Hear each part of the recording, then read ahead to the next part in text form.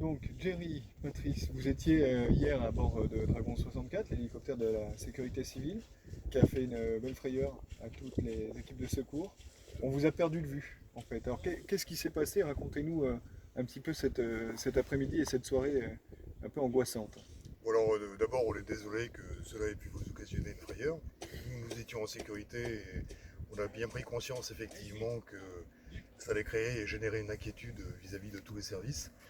Néanmoins, ce qui s'est passé, c'est que nous avions démarré par un secours du côté du Pic Palace et pour des raisons médico-légales, nous avons dû abandonner notre équipe avec la dépouille de la personne qui avait été récupérée côté espagnol et qui devait attendre l'arrivée de la Guardia Civile avec un officier de police judiciaire pour faire les constatations.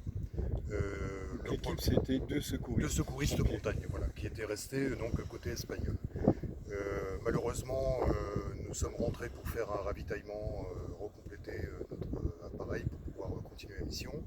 Et les secours se sont enchaînés, ce qui fait qu'on les a laissés vers 13h30 et nous n'avons pu les récupérer que vers 19h30 à peu près. Ça veut Or, dire que vous êtes de 13h30 à 19h30, vous avez enchaîné les on a secours enchaîné les dans le secteur du secours Pays et Basque on et ne du pouvait Béarn. pas aller les récupérer.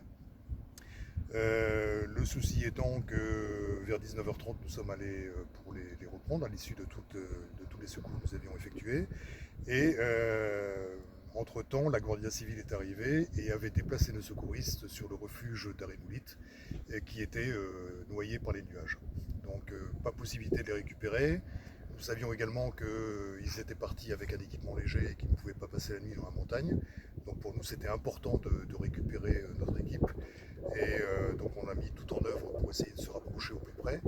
On a trouvé une trouée du côté du canyon du Souswéou qui nous a permis de remonter jusqu'à le lac d'Artoust. Donc vous êtes passé Passer sous la couche, sous la couche de brouillard, voilà, voilà, et vous êtes et remonté pour remonter jusqu'au jusqu'au... lac d'Artoust pour les attendre.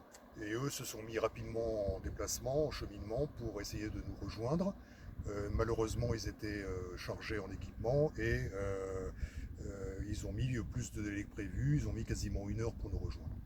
Or, quand nous sommes posés au lac d'Artoust, en quelques instants, vers 20h, la météo s'est dégradée rapidement et en quelques dizaines de secondes, on s'est retrouvé dans le brouillard avec la possibilité de repartir. Et donc c'est le moment où la vraie angoisse commence à Pau. C'est un moment où on n'arrive plus à vous joindre. Alors, nous entendions les appels, on répondait à ces appels, mais eux ne les recevaient pas. Donc on a rapidement pris conscience et ça nous a beaucoup contrarié dans le sens où on s'est dit qu'ils allaient forcément organiser une recherche et des secours et sans pouvoir les joindre pour les rassurer. Donc on a décidé d'organiser la nuit, de passer la nuit en hélicoptère du côté du lac d'Artoust. Et vers 23h30, comme on le pensait effectivement, l'hélicoptère de la gendarmerie nous a survolés. Là, nous avons pu nous rentrer en contact avec eux. Donc comment vous avez fait? Eh bien, on a simplement remis en marche nos radios en attendant l'hélicoptère. Et puis, on les a contactés pour les rassurer, leur dire que nous étions en Et des sécurité. lampes aussi, c'est ça? Et puis, effectivement, eux étaient équipés de jumelles de vision nocturne. Et au travers des nuages, on a dirigé nos lampes et ils ont pu nous voir Le le faisceau faisceau lumineux au électrique. travers en plus de la couche qui devait bien répartir le Voilà. faisceau lumineux, quoi.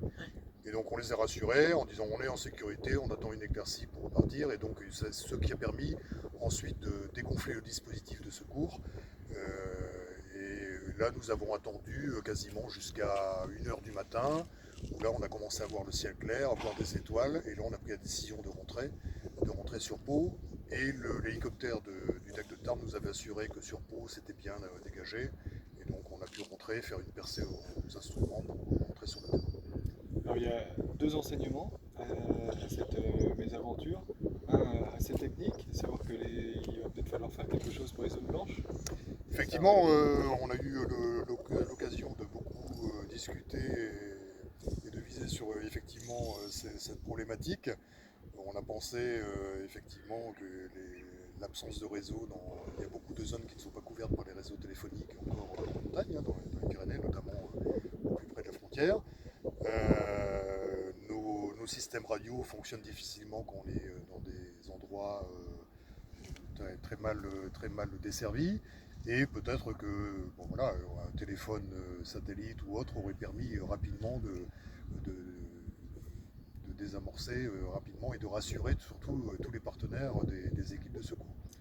Et alors le deuxième enseignement, il est peut-être plus personnel. Vous en êtes rendu compte quand vous avez fini par recapter dans le ciel entre Voilà. Losso et Sur le Pau. retour, ouais. Voilà, sur le Vous avez eu retour, des dizaines de messages et en c'est gros ça. vous avez vécu un petit peu ce que vivent les gens qui sont Tout à fait. normalement à l'arrière de l'appareil. Alors on a vécu effectivement ces deux événements, puisque bien souvent nous sommes de l'autre côté de la barrière où nous sommes des secouristes, et là nous étions l'objet de toutes les recherches. Et effectivement, quand nous sommes rentrés vers 1h30, 2h du matin, au fur et à mesure que nos téléphones se reconnectaient au réseau, on entendait arriver tous les SMS, tous les appels auxquels on ne pouvait pas regarder, mais bon voilà, on a vu ça à l'arrivée, et on a vu effectivement l'inquiétude que ça portait, et on a mesuré ensuite à la Déjà, fois au le niveau dispositif qui avait été mis en place, et De puis, l'arrivée du DAG. Déjà, le fait d'avoir l'hélico qui nous a survolé, déjà, on se sent déjà soulagés et on a vu savoir que donc quelqu'un tout ce nous dispositif recherche. qui s'est mis en place, et puis le fait que par le biais des réseaux sociaux et autres, rapidement tout le monde avait été informé, même nos proches, de cette inquiétude. Un dernier mot, peut-être, ça rappelle enfin que votre métier n'est pas, c'est pas un métier commun, Pas évident. c'est dangereux et vous risquez aussi. Alors vous on prenez des prend, on risques. prend jamais de risques, on mesure toujours et on travaille en parfaite harmonie avec tout l'équipage, on prend des décisions ensemble, on ne prendra jamais de risques pour un secours, mais effectivement on va parfois dans des situations assez engagées et on pousse, on utilise le maximum des performances que l'on peut utiliser sans jamais prendre de risques bien sûr. Et là la décision s'est rapidement imposée, la météo était fortement dégradée, on a fait le choix rapidement de passer la nuit sur place. Sur le secteur où nous étions, étant regroupés, avoir réuni l'équipe, on s'est dit on reste là, et puis c'est pas grave si on nous recherche, dès qu'on les aura en contact, on pourra rassurer tout le monde, et puis voilà.